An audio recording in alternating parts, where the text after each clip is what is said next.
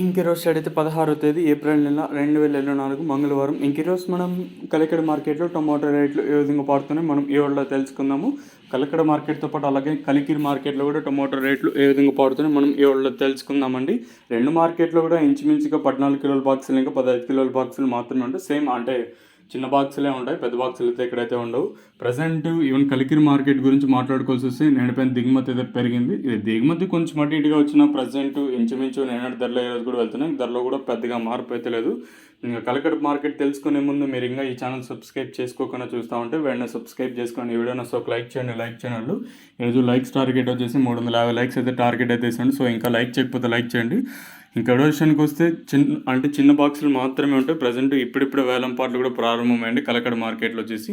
ధరల విషయానికి వస్తే మనం ముందుగా ఇప్పటికాయలు కొల్లు ఎన్నికాయలు విటమిన్ వేసి ఈ గోలీ ఉండే కాయలు ఈ క్వాలిటీ ఎన్నికాయలు వీటన్ని తోహేసి విటమిన్ మినహాయిసి సెకండ్ రకం క్వాలిటీలు కాస్త క్వాలిటీ ఉండే కాయలు మాత్రం 70 రూపాయలు ఇంకా ప్రారంభమై 70, 80, 90, 100, 110, 120, 130, 130 రూపాయల వరకు అయితే సెకండ్ రకం క్వాలిటీ తెలుస్తుంది.